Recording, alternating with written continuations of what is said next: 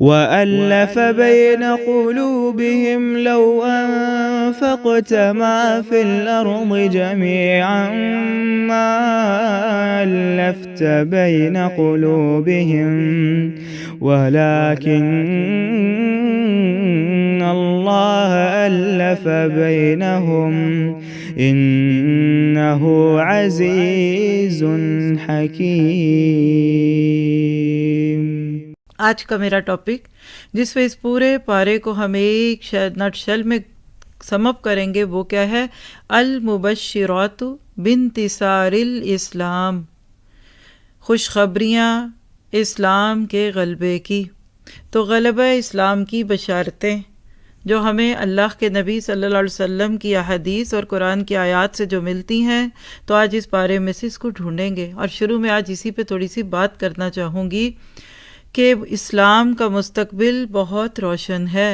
المستقبل لہذا الدینی، اگر دیکھا جائے تو آج بھی دنیا میں سب سے زیادہ مستقبل روشن اسلام کا ہے، اس وجہ سے کہ آج بھی اسلام واسٹلی اور وائڈلی سپریڈنگ ریلیجن ہے دنیا میں۔ آج بھی جس دین کو لوگ اپنی وزڈم کے ساتھ، اپنے حالات کے ساتھ، اور اسپیشلی اب یہ جو حالات چل پڑے اس وقت فتنوں کے دور، کبھی نہ کبھی جہاں بھی کوئی فتنہ پھیلا، چاہے آپ اس کو 9/11 سے لے لیجئے یا آج کرونا کا فتنہ، اس سارے دور میں آپ جا کر دنیا کی ہسٹری دیکھ لیجئے، الحمدللہ بنعمتہ تتم الصالحات، آج بھی باوجود اس کے کہ ہم مسلمان وہ کوششیں نہیں کر رہے دعویٰ کی، تبلیغ کی، اسلام کو آگے لے جانے کی، لیکن اس کے باوجود بھی اسلام ہی دنیا میں سب سے زیادہ پھیلا جا رہا ہے۔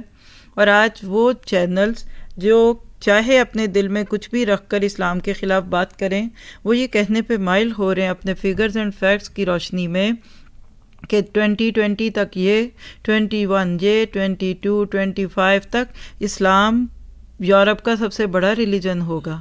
یہ ان کی باتیں ہیں، یہ ان کے معاملات ہیں، تو نوٹ کیجئے کہ ہم آج ان حالات پہ کیوں بات کریں، یعنی یہ موضوع کیوں ہے؟ اس لیے کہ آج مایوسیوں کے اس دور میں، پریشانیوں کے دور میں، ہم دین والوں کا فرض ہے، ہم دین کے مبلغین، ہم دین کے خادم اور خادمات، اور ہم قرآن کی خدمت کرنے والے، ان کا اخلاقی فرض ہے کہ لوگوں کو خوشخبریاں دیں اور لوگوں کے دلوں میں سے اسلام کی نفرت کا بیج نکال دیں۔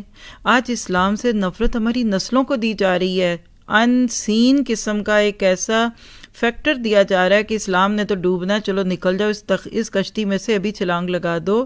تو ہمیں لوگوں کو بتانا ہے کہ نہیں۔ اور ایک اور جو فگر ہماری نسلوں کو دیا جا رہا ہے کہ اسلام بہت مشکل دین ہے، دین میں بہت تنگی ہے۔ اللہ کے نبی نے تو اپنے صحابہ کو جب بھی کہیں بھیجا، جس میں معاذ بن جبل بھی آتے ہیں، ابو موسیٰ الاشعری، یمن بھیجا، تو آپ نے ان کو انتہائی مختصر سی وصیت کی تھی کہ دیکھو آسانیاں پیدا کرنا، بشروا ولا تنفروا، لوگوں کو مشکلوں میں نہ ڈالنا، بشارتیں دینا، نفرتیں نہ ڈالنا، اور آپس میں مل جل کر کام کرنا۔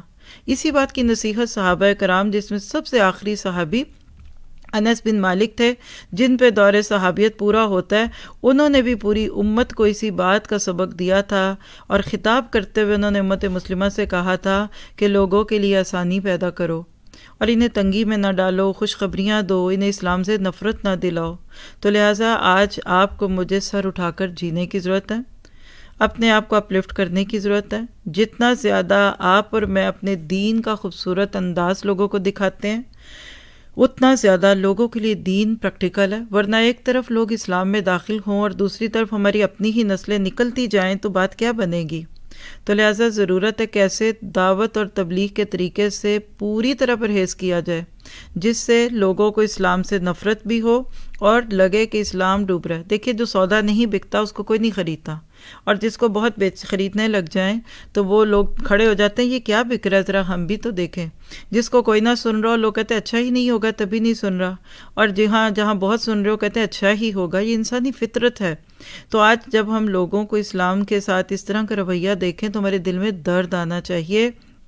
اور اس لیے بھی ضروری ہے کہ اس وقت امت مسلمہ اپنی تاریخ کے انتہائی سخت مراحل سے گزر رہی ہے۔